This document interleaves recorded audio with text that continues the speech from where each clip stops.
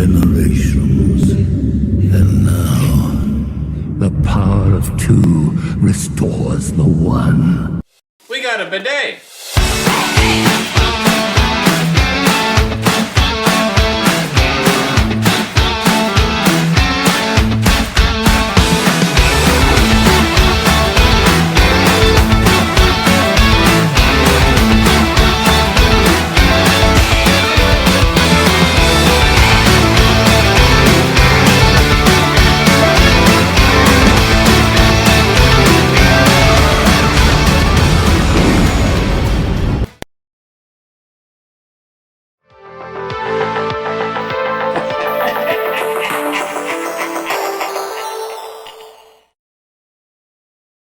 Hey everybody, and welcome back for another video. In today's video, we got your monthly Shoot the Sheev video, which is where we talk about Star Wars news of the month. And so we got some stuff for you about movies and shows, we got some stuff about video games, and then our last section will be about basically everything else. Unfortunately, we don't have anything for board games or card games this month, which is kind of sad because we love that category, but it is what it is. So, first I, things I first. have something I'd like to share with that though. Oh, And I go don't ahead. know that this is really news for the month, but I'm gonna throw it in there anyway, just because I think it's kind of interesting. Uh, the Clone Wars pandemic style game that we have, that and recently has become like super hard to find and kind of rare almost, hasn't it? The only place that I have seen it is at Barnes and Noble. So I don't know. I just thought I'd bring that up because we were able to find it on clearance, gosh, I many months ago at a Target, and we got a really good price on it. But all of a sudden, it's like nowhere, and I don't know if it's just like out of print, and maybe the Barnes and Noble by us just has a few copies left. But if you're able to find a copy, I would highly recommend it. We played it before ever having played Pandemic before, so you don't have to have played Pandemic before, but the rules do reference it quite a bit of, oh, this plays just like Pandemic. So if you have that base knowledge, I feel like it'll be a bit easier for you to pick up and learn along the way. So arguably that was actually something that kind of sucked for us because it was like, it works this way, just like in Pandemic, and we had no idea what that was talking about. So, um, yeah, I mean, I have a friend that was like very interested in it, and they put it on their Christmas list for last year, but if they didn't get it because the person couldn't find it or, it was, just expensive, it really makes me want to get it for them, but I know they would be very upset if they knew how much I spent on that. So, um, but yeah, it is a fun game if you do get your hands on it. Okay, so movies and shows for the month. We've had a lot of stuff that's actually been pretty recent that we got in news in this category. Probably my favorite thing is that Revenge of the Sith. So it is going to be the anniversary, I think it's its 20th anniversary this year. And so they are putting it back in theaters in April. I think it's like the April 25th, 24th, somewhere in there. And it will be in theaters for a week. It's just like when Return of the Jedi came out in theaters recently, how they released it, it stayed out for a week, and then, it went back out of theaters. What's kind of cool though about this re-release is that they did announce that it will be compatible with the 4DX movie theater experience. Now, for us, that The week sucks. the week of April 25th, I confirmed. Okay, so yeah.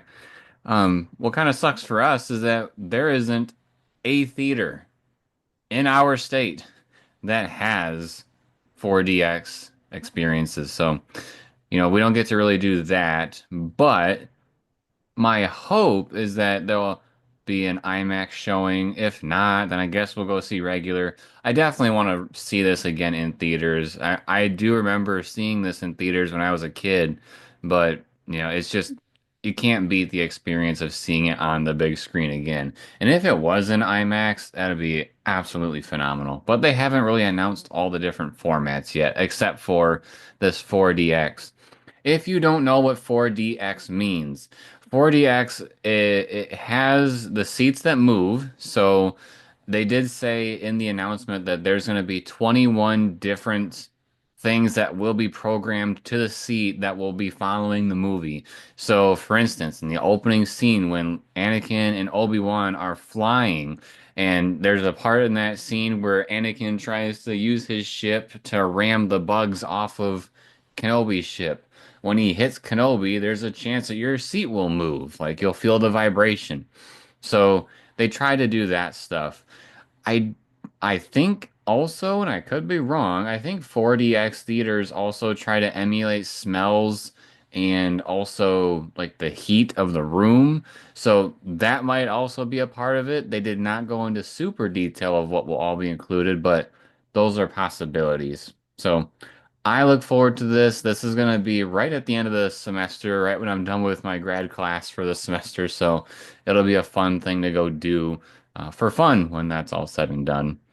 Did you see Revenge of the Sith in theaters when you were younger? I definitely did not. We weren't a family that really went to the movies a whole lot. We lived in the middle of the country, so it'd be kind of a trek just to even go to the movie theater. Um, and if I did go, it was usually because my grandma would take me, and I don't think that's something that my grandma would have wanted to go see. But I did have a question for you, and a question and a statement. It sounds like, so I'll go with the statement first. It sounds like there's a business opportunity here to open up a 4DX theater in our state, so maybe we should hop on that train. Yeah, maybe. And my follow-up question is, we saw Return of the Jedi last year or the year before in theaters for an anniversary showing. The Do you think anniversary of that would have been 2023. okay, so 2 years ago. Do you think there was a 4DX showing for that? Because I'm pretty sure there was an IMAX showing, just not here around us. I don't recall a 4DX or IMAX showing of that. And the reason why I don't think either one of those happened is because before Lucas sold Star Wars to Disney, Lucasfilm was doing this thing where they were periodically re-releasing their Star Wars films into theaters. They were upgrading them to 4K and they were even 3D as well. And some of them were going to IMAX as well. And they released The Phantom Menace. I'm pretty sure they released Attack of the Clones because I remember that being in IMAX. And then they stopped because they sold it to Disney, and then Disney didn't want to continue releasing them in theaters. So I think this is going to be one of those first opportunities to see the next one, in these other formats. My guess is they just didn't want to put any money into uh, Return of the Jedi that they didn't have to, and so. But I would also say on the flip side of that, they might have seen, from Return of the Jedi that they can make money by putting these back in theaters. I know for us, it's not really like we're putting money into it, quote unquote, because we have a movie pass. So the theater is putting their money into it. So that might be kind of the way that people get drawn out to these films, not only because Revenge of the Sith is going to be an amazing experience in theaters again, but also the fact that there's so many other avenues to not, quote unquote, pay for the movie out of pocket. So I think that's going to be a really cool experience. I'm looking forward to it. Let's see. Following movie theater type stuff, we got another update from the Ray movie, which seems to be just kind of like the butt of a joke every time we talk about it, just because there's really nothing actually new. Every time they release new news about it, it makes the previous one obsolete. Because now our update is that they will start filming next year. Ooh. 2026. So what that tells me is that it's probably on track for a 2020 either it's on track for a 2027 release or a if they're filming early 2026, they might get it out at the end of 2026. Now, thinking about what Lucasfilm has been talking about, and again, we have to go with a grain of salt with this stuff, is that they've talked about making their Star Wars movies come out in just May. They've also brought up the fact that they want to try to have two Star Wars movies a year once they start getting the ball rolling again, which would be May and December. And so who knows at this point how that's all gonna work out. Um, I would very much enjoy having two Star Wars movies a year as long as they have things, going the way they're supposed to, right? But this movie has had a lot of issues getting off the ground. We know that Daisy Ridley is attached to it, of course, because she's Rey. Um, but Lucasfilm has definitely had their issues of getting this movie put together. Feel like the likelihood of them realistically doing two movies a year is very slim. And the main reason why I say that is because when they were on that path and they were actively doing that, Disney Plus either didn't exist or had like just started. It wasn't anywhere near what it is today. We didn't have all of these Disney Plus Star Wars TV shows actively coming out where there's multiple different seasons of different shows that are still Star Wars in the same year. And I feel like that's going to take up way too much time of their time and just overall budget to focus on the TV shows and then also do two movies a year. It just sounds like it's overkill for where they're at as a company. Well, I mean, I could see it from a different point of view of I think they want Star Wars to basically become Marvel.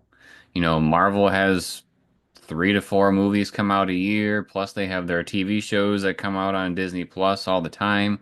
And what's really nice about what's happening with Marvel is, well, one, they have a plan, right? They actually have this mapped out. They actually got things figured out where, the releases that come out from the TV shows, they blend with the ones for the movies. And so, like, when they have, phase whatever happening with Marvel, it's all cohesive. And so hopefully with this small amount of time off, Lucasfilm was able to do that as well. So I could see it happening, but hopefully they've actually sat down and thought about what they want to do because what they've done with a handful of projects lately is not it, for sure. But also there's other ones that have been really, really good. So it just depends. I do know there's been projects that they have announced that ended up not coming to fruition that sounded very exciting. Like the Rogue Squadron movie sounded phenomenal. Um, Literally anything that has to do with our prequel trilogy characters. So if we got movies about Vader, Kenobi, and instead of the TV show, like that was supposed to be a movie, but if we had gotten that movie and then that became some sort of trilogy, that would have been really cool. People are coming back for the prequel characters, and I think they need to understand that they have to take good care of that. What do you think about if there were to be a Fallen Order TV show or movie? I would watch it. Because we're I kind of in an really, age where we're turning into a lot of video games into TV shows and movies. I think it's a very easy one to do. It has a good story. And the actor himself is great. I would love to see him in live action playing Cal Kestis. Even if they didn't make Fallen Order itself become a TV show, like the video game Fallen Order and the video game Survivor, even if they told stories like in between the video games, because there's gaps in the timeline between there. It's not like the next day like The Last Jedi was. So if they do that, then I feel like that would still be a fun way to do it. Or even if they just mix his character in some of the other shows, that would be fine too. Like if Mando ran into him for some reason and he's like, "Hey, I recognize you," or I don't know, maybe Ahsoka is with Mando for some reason and can feel the Force sensitivity to him. Who knows? There's a lot of things that could happen. You talking about the actor for Cal Kestis being a good one and how, he could play his character. It just made me think, can you imagine if they recast him for the live action? What a slap in the face that would be. That would be an insane slap to the face. Yeah. Number one, he's got a super unique look. And number two, or maybe I'd swapped my points around, he's a well-known actor. So like he's not I gotta find his name now so I can say his proper name. I know his last name starts with an M. It is oh, of course, I forgot to say actor. Cameron Monaghan? Yeah. I hope I said that right. I know him from Shameless. He was in that show for many seasons. But yeah, he's a pretty well-known actor, I think. I feel like I know who they would replace him with if they did. That dude from Little Hope. Yes, He's from We Are the Millers or something like that. yes, you are thinking of Will Poulter. Yeah. He's Yeah, he also the is dude that was definitely in Dope I would Sick. say, a more popular actor right now just because he's in so many different things actively. But Yeah, but I mean, they also have games for like they have the third Jedi game in progress, so there's a good chance that Cameron is busy with that. So I will wait to keep him on board. yeah, he needs to come back. He's a good actor. He's definitely a welcome one in Star Wars, and also with the Jedi Fallen Order and Survivor. Arguably, those games have done a better job of exploring some really cool Star Wars lore, like new lore that they brought to the franchise, and they didn't have to do any crazy things to try to or have, you know, unfulfilled promises about those stories to make them significant. Like with the Acolyte, they didn't have to say all these things about the show, and then all those promises were broken, and then the people hated it. With these games, it's literally all I knew about it was that it took place in between, you know, Revenge of the Sith and A New Hope, and picked it up, had fun, and there we go. So yeah, hopefully that Ray movie, because we got off on a little bit of a tangent there, but hopefully that Ray movie does in fact start filming next year. Um, I would really like to see Daisy Ridley play Ray again. I would love to see the main group back together again. Not only Daisy Ridley, but also um, John Boyega and uh, Poe Dameron. What's his name? Oscar Isaac. I would Yes. like to see that trio back together again because I think they were the heart of the sequel trilogy. All right, and then My last comment on the Ray movie, this is specific to the Ray movie, is if they're thinking about filming next year, it makes me wonder how far in the writing process they are. How built is the story in the cat? And maybe not the script necessarily, but at least the storyline. but Daisy Ridley knows the story. Okay. We know that. So I think at least the outline is there. Whether or not the script is done, that could be different, but the idea of what is going on is there. Okay. Good to know. Recently, we had the Andor trailer drop for season two. Uh, we saw a lot of stuff in that trailer. I will say from the trailer, I am more excited to watch season two than I was season one, but it's cautiously optimistic, right? Because there's a lot of cool things that happened in the trailer for Andor season one, but then what we learned when we watched the show is that it was pretty drawn out, right? Those action sequences took some time to get to, but it is exciting in my opinion. I think it's going to be a another fresh looking Star Wars show that will be very much engraved into the Star Wars lore, and I'm looking forward to it. I know Sarah's looking forward to seeing K2SO. Well, the two things I was going to say about this is one, it seems like we're going to see a fair amount about the Empire, which I know is something that you kind of are drawn to with this show. And two is yes, I was very much looking for K2SO in this trailer. He was in it for all of 2 seconds, about three-quarters of the way in the trailer. It really makes me wonder if they're going to wait a long time in the show to bring him out. That was one of my complaints I had was season one. Just to be quite frank, I was bored with it. I know a lot of people love it, but for me, it just wasn't really for me. So I kept waiting for K2SO to come out, and then he never did. And so I thought, oh, okay, well, at least with season two, hopefully he gets him right away, or they make that connection or whatever. And by how far in the trailer he is, I'm kind of predicting he's not going to meet up with K2SO or build him or however he gets him until later in the season. And so that makes me pretty nervous.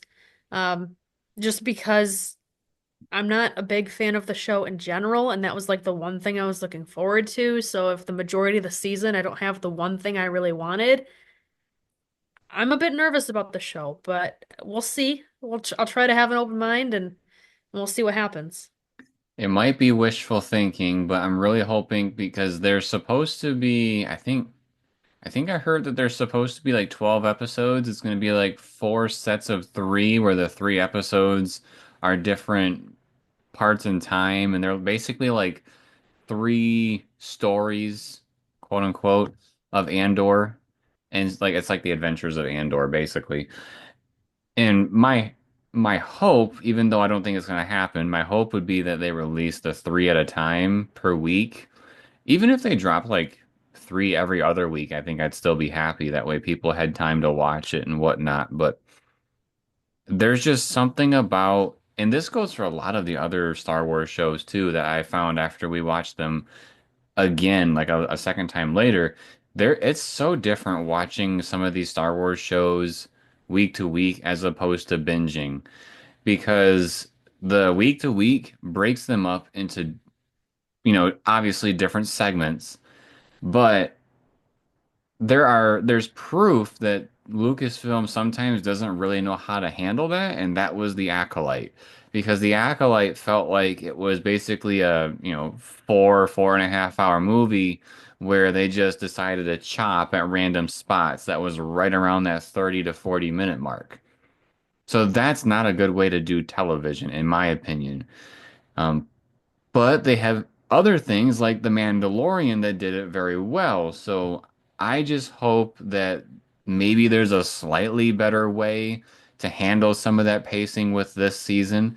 Um, but like I said, I'm super open-minded about it. I am ready to watch another Star Wars show that makes me excited. And so I want the show to be good. I want to be excited to watch it every week. So I'm looking forward to it. I mean, we're watching it either way. So yes, I very much Yes. hope that it's a good show. We are watching it either way. Uh, let's see. I don't think I was. Okay, I did put it on here, but I put it in the other section, but we're going to talk about it here instead. Um, huge, huge rumor that's going on right now. And arguably, the majority of the Star Wars fandom is hoping that this is true. Supposedly, Kathleen Kennedy is supposed to retire this year. And Ooh. so what that makes us talk about is one, hallelujah, and two, who's going to replace her? And so I'm very nervous about it. Like, it's an exciting time as a Star Wars fan, but I'm very, very nervous. Why am I nervous? Because I think the obvious answer is to put like Jon Favreau or Dave Filoni in charge. I do think Favreau is the better choice just because I think Filoni probably would rather be more part of the creative process, because right now he already overlooks like the Star Wars stuff, and he engages with his own things that he makes, but he also checks in with people that make their own content as well. So I think Dave Filoni would much rather have that position. That's why I think Favreau would do better with overseeing all of it. But what I don't want to happen is just some out in left field person that's going to handle Lucasfilm basically as a business and not actually pay attention to the brands. I think that would be a very, very bad idea. Um, I think they need somebody that already loves Star Wars. They need somebody that already understands Star Wars.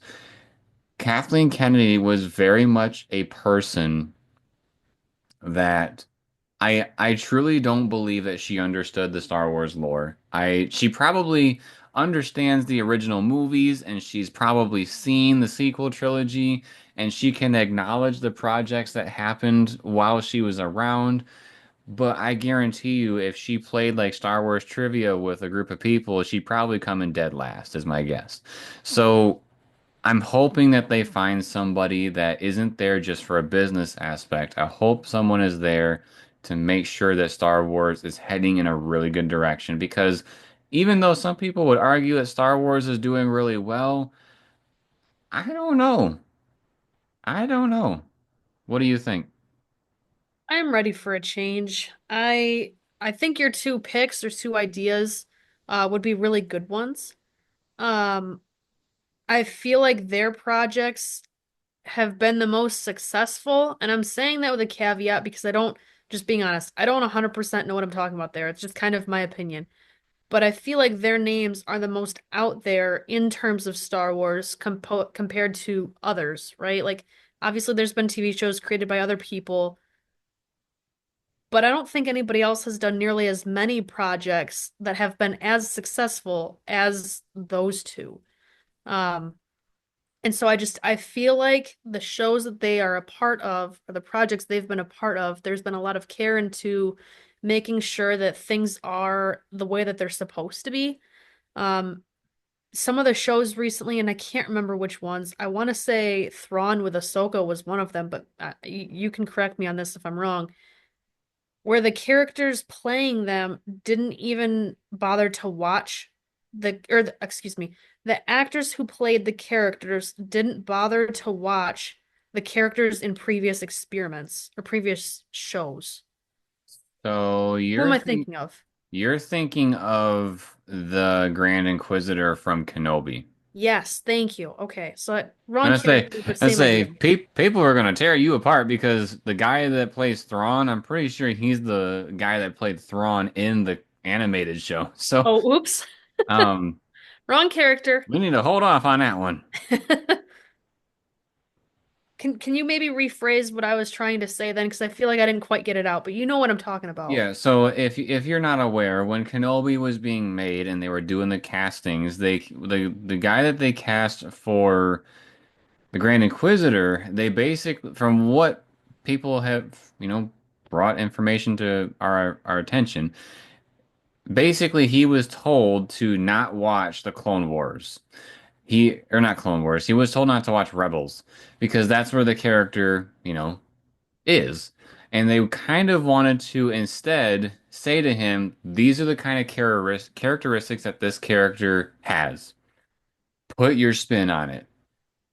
Very much, he was very similar to what the Grand Inquisitor was. Um, Honestly, this is a situation, though, I wish that Star Wars, just like they did, I'm pretty sure they did it with Thrawn. I'm pretty sure he's the voice of Thrawn. I wish they would have done that with the Grand Inquisitor. For one, I love that actor. He is so sinister in his roles when he plays a bad guy that I find it very hard to believe that they needed to replace him. Like maybe it was scheduling, maybe he said no, but I really wish he would have actually been the Grand Inquisitor. But I'm that's fact, not the I'm fact checking right now. Now, I know Sarah had said, they didn't go back and see how their character was in other shows to, play their rendition. That it doesn't really stop there for some of this boneheaded mistakes. The Acolyte, they literally hired people that had not seen the movies before. And then when they're interviewed and they're trying to relay trivia stuff to people through their interviews, they are butchering lore. So, again, hire people that care about your brand. Do not hire people that are here for a paycheck. Of course, they probably like when they say, being part of the Star Wars is the coolest thing in the world. Well, absolutely it is. It's one of the biggest brands on this earth. So yes, that is exciting. But at the same time, they're not here to play in my sandbox if they don't know how to take care of it. I really wish Lucasfilm would have people that are Star Wars fans being in Star Wars. End of rant. What are you looking up? I'm trying to fact check the Thrawn character.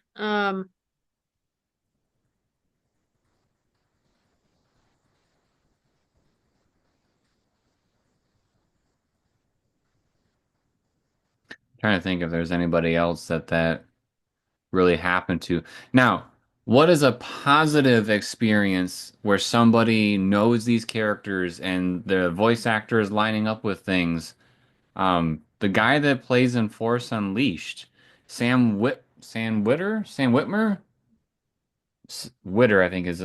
I forget what his last name is. I know his first name is Sam, but he is a phenomenal voice actor for Star Wars, and not only that, he knows his stuff. If you, while Sarah's still looking this thing up, if you don't know this about Struggling. Sam, the way that he got his first role in Star Wars, which was Star Killer for The Force Unleashed, when he auditioned for that role, he did his performance, and then the people that were, watching him do his thing, they were like, "Why did you do this? Why did you do your thing that way?" And he literally said, "Well, because this is the way that Sith would do it." Like, and he had like this whole lore explanation of why his character was the way he was, and it made perfect sense. And that's why they were like, "This is our guy." So that needs to happen a lot more often with the Star Wars properties. What'd you find? You are correct. I was having an issue because for whatever reason I was looking for Clone Wars, not Rebels. But yes, so he was the voice act. His name is Lars Mikkelsen. Michelson. I'm not sure Michelson. if I'm Michelson. So he was the voice actor for Rebels, which was from 2016 to 2018. Then he was in the Ahsoka TV show for a few episodes, and he voiced him for the Star Wars Tales of the Empire episode that he was in. So it has been the same actor the entire time. My apologies to the Star Wars community for getting that mixed up there. Oh, no worries. I was it right there to correct you. It's okay. And probably if people listen to this and they want to put it in the comments, I'm sure they will too.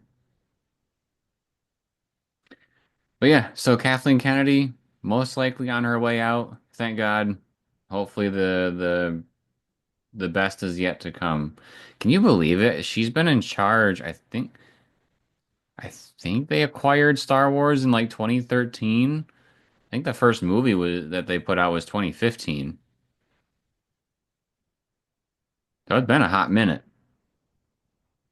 She is 71 years old. I did not know that. Good grief, go play bingo. Okay, let's talk about some video games. I gotta say, So, she looks good for being 71.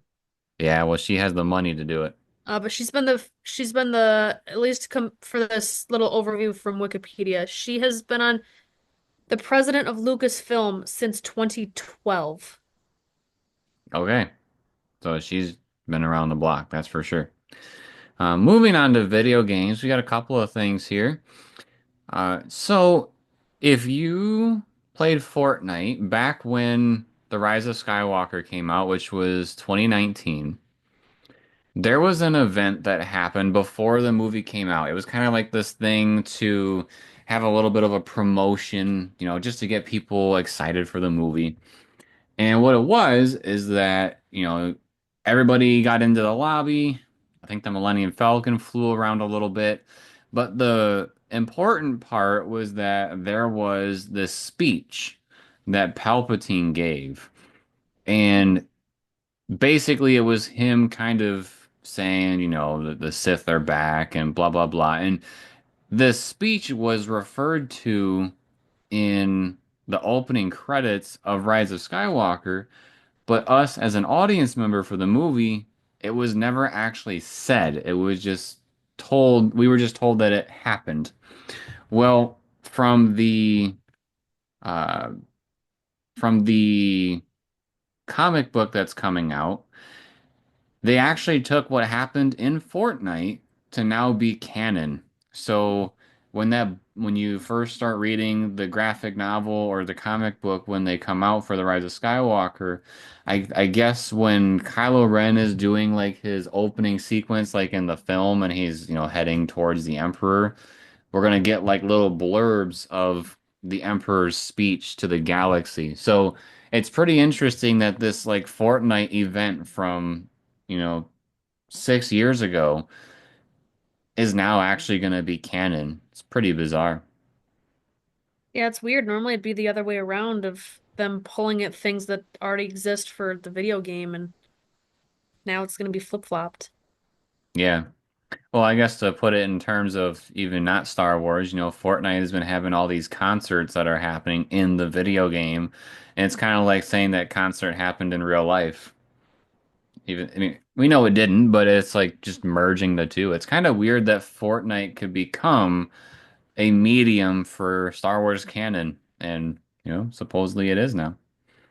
What a strange new age we're in, huh? Yeah. One of the things that happened this month that I thought was really weird, and like I had to think twice about this. Like I did like a double take. Am I really reading this correctly? Um, those of you that play Star Wars Hunters, which is the free-to-play arena game on the Nintendo Switch, and I think it's expanding to other platforms as well. They announced that they had a new hunter coming out, and it was a Zabrak character with, which if you don't know what that means, that's like Darth Maul, his species.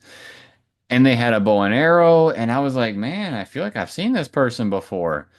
And come to find out, there was somebody that didn't know what they were doing. They were releasing videos to their YouTube channel saying that there's new content coming out, and that new content was content that's already out. And so they had this major whoopsie from Star Wars Hunters because of what was going on with those videos. So I thought that was pretty bizarre. Are you saying it was on like the Star Wars Hunters channel or some Yeah. random person's channel? No, it was the official page, Oh, and they were announcing things that were already out. It's as if the Star Wars page was like, coming soon, The Force Awakens. It's like, bro, that happened years ago. how embarrassing. Yeah, Is it a PR stunt? Is I guess, the question of the day because it gets people talking about it. I hope not. I know the comments for the video was, oops, somebody's getting fired today. But very, very strange. Uh, Probably the biggest video game news that has happened this month. And honestly, I say this just because it's news. I used to be somebody that really supported this, and I've become kind of anti it as of late. But recently, there was a new remake of Jedi Power Battles that came out on consoles, right? You had to buy it digitally. But there's this company called Limited Run Games that will take digital only games and make a physical release. Myself, I have moved away from Limited Run Games because they just have crazy windows for production, and it's my last couple releases that I got, they didn't meet those deadlines. Things got pushed back further and further. So my trust is out the window for Limited Run. But if you're interested in getting a physical copy of this game, they do have pre-orders available now. You can get them between now and March 23rd. The standard editions, so if you're ordering it and you are just trying to get the game and that's it, they are expected to ship around July. Another thing that Limited Run is known for is their premium editions. So not only do you get the game, but you get a whole bunch of exclusives as well. And so if you buy the premium edition, you would get the game itself, a collector's box, so the packaging, a 12 by 16 poster, an Obi-Wan metal figurine, little figurine, a droid pin that goes between the different modes of the battle droids. So if you've seen the movies, from the Phantom Menace, the battle droids can kind of be in like a crouched position when they're being transported, and then they stand up when they're being engaged and ready for battle. So you can make that pin go between those two modes. There's a Droidica pin and then a certificate of authenticity of that collector's edition. If you order the collector's edition, then that is expected in September. But again, like I said, heed my warning that if you order this stuff, those are definitely projected release dates. There's even a chance that you wouldn't get them till next year. You just never know what happens with the production. So, It's crazy that you could get the special edition, like the deluxe one, and you'd have to wait however many months later to get it. You'd think that by paying a premium, you'd at least get it at the same time, if not sooner. Well, the reason is because all of those different collectibles, they have to still be made. So Well, they have to I get that, but it makes me wonder why they wouldn't push the standard edition to release at the same time. because they want your money. They want it now. So, uh, All right, JG Wentworth. yeah, it's my money and I need it now. I will not be buying the physical release of this. Again, I've kind of pumped the brakes a little bit when it comes to limited run games. But that And might be some. physical games in general, just to be fair. Yeah, we've also stopped doing physical copies unless it's Nintendo. But yeah, let's see. Only a couple other things. These are very, very small. The one that's news is that Galaxy's Edge is going to have a newcomer coming to the parks.